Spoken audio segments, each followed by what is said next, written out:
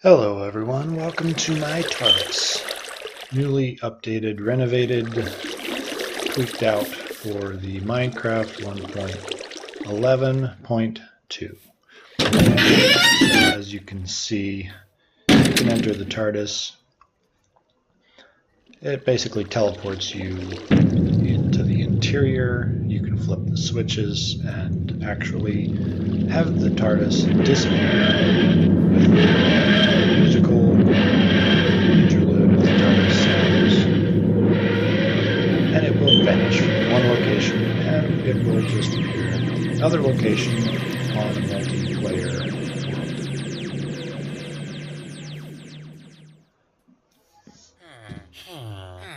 Now, I've got a lot of questions from people that have seen this as far as how to construct it, and later on in the video you're actually going to see kind of a glimpse of what I've actually done. It takes a lot of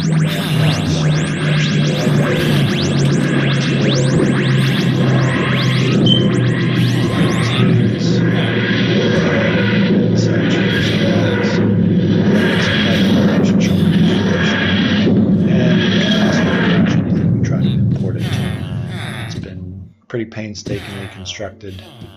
Here the TARDIS is appearing at a new location.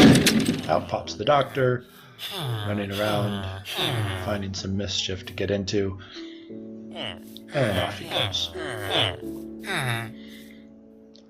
So this is what it would look like in the first person getting inside the TARDIS. All of the textures were done by myself and kind of imported from various images and graphics from the internet. Here we come inside to the interior, newly renovated from the last video I did. As you can see, the control panel fairly in-depth. The lights turn on, we can see what we're doing. And as you can imagine, it takes quite a lot of work, a lot of hours for this texture to put a six-sided object into a square world.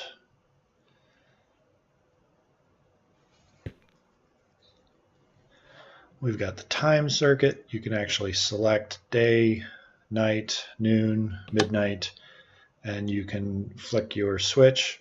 It will set the time. And also the time lock function, which will freeze time. If anyone who plays Minecraft knows, you can actually freeze noontime so that time will not pass.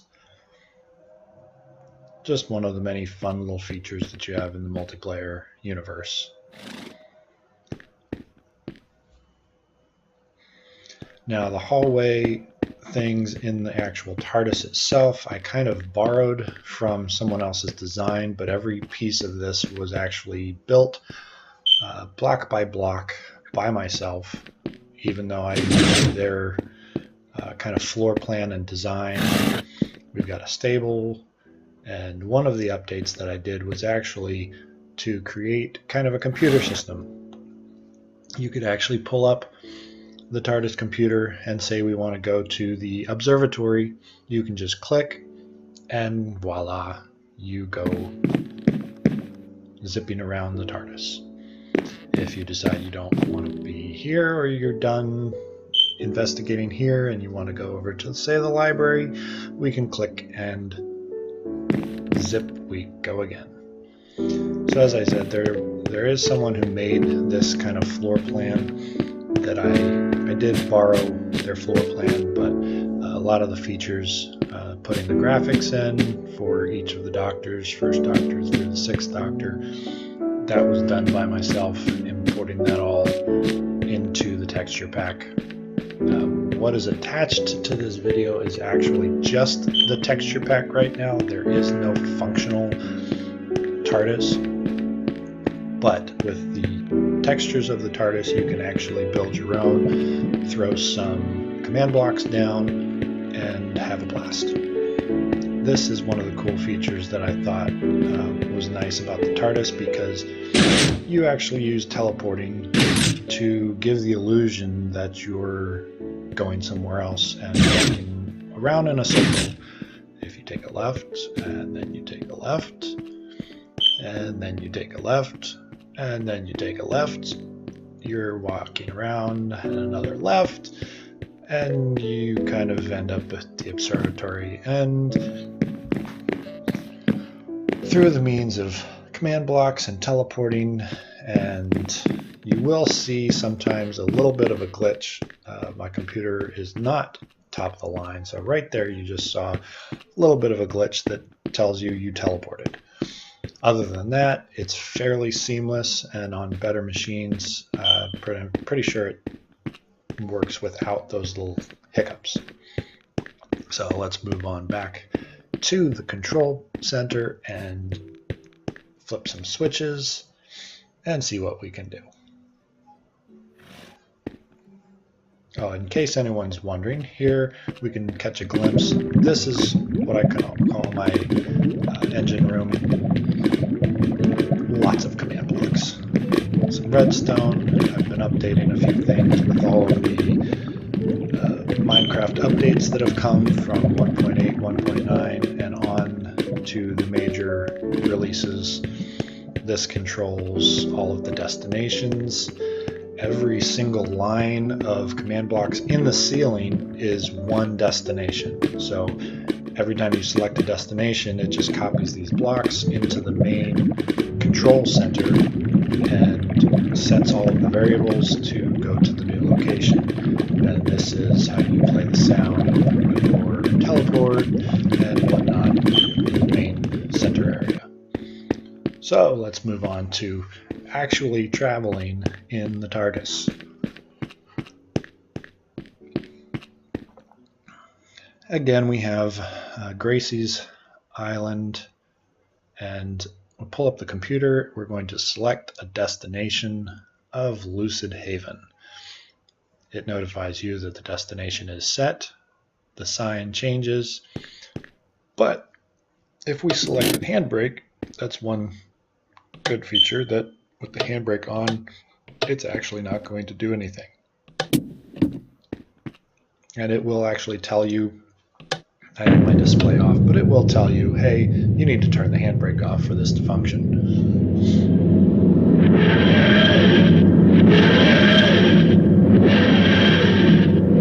I did not generate the sounds, if anyone is wondering. I did pull the sounds from someone else's TARDIS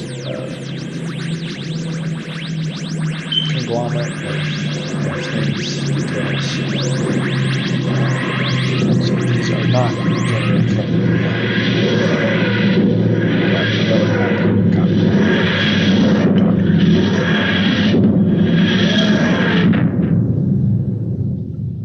As you can see, we are no longer in transit. We have arrived at our destination. And of course, the reverse police public call logs. Now we are somewhere else. And this basically fits in any 3x3x3 9-block space. So if you have a space that you want to teleport into that is 3 wide, 3 deep, 3 high, it will actually work. So now we'll go on to actually building the TARDIS. When I originally did the TARDIS, I just used some textures. I retextured a beacon and some other things. In this case, I've actually redone the jack-o'-lantern.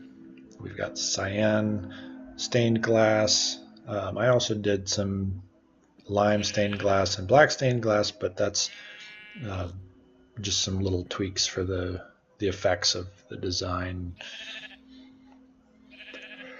And of course the carpet that I retextured all of those carpet pieces to represent the console, the iron door, and the acacia door, which on my multiplayer world are not often used, so I retextured those.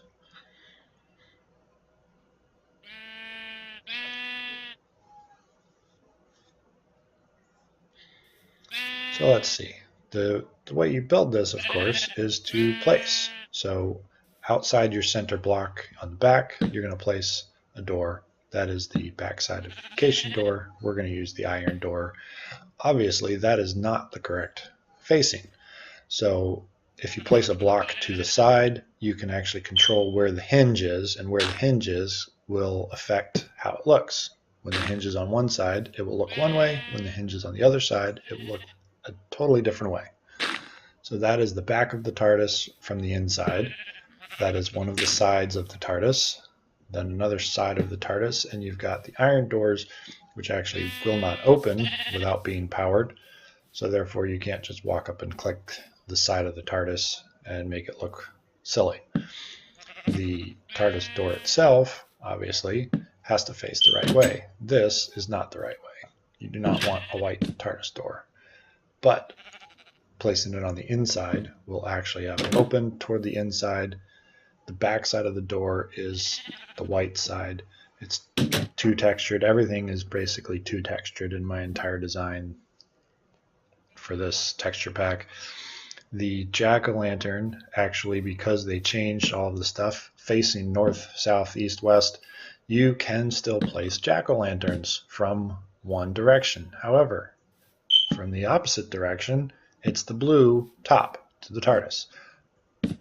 Then it's the white top to the TARDIS, all with the same block, so we don't eat up all of the textures of other blocks. Now to place it on the top, unfortunately, jack-o'-lanterns cannot be placed on the air, cannot be placed on doors, cannot be placed against things. So you can try, but the only real way to place it, and we're going to show, you can't place it like that. You have to take out the door, build up the dirt on the inside of the TARDIS, and then place the jack-o'-lantern on top.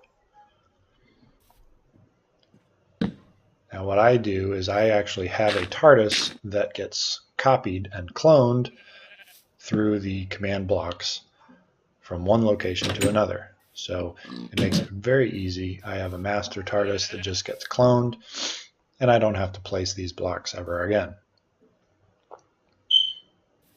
Now the light gray stained glass I used for the center of the TARDIS when it is off, and the cyan actually moves, and when you turn the TARDIS on to teleport yourself from one place to another, all it basically does is just copies the glass over, and then when it turns off, it copies the glass back over. It's a very simple thing with the command blocks. So on to the texture of the carpets. This was a lot of work, a lot of hours. Found quite a few images of the TARDIS console online and found one that I liked that I thought could work for Minecraft. And obviously you can see that the texture kind of goes on the outside of the block. Basically everything that I've done with these goes on the outside of the block, so wherever you place it, it is going to extend beyond the four corners. But that's the price you pay for trying to put a six-sided figure in a square world.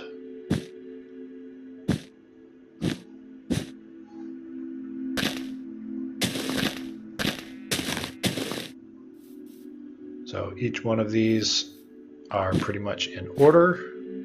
If you go right around each side, one right after the other, and there you have the whole console.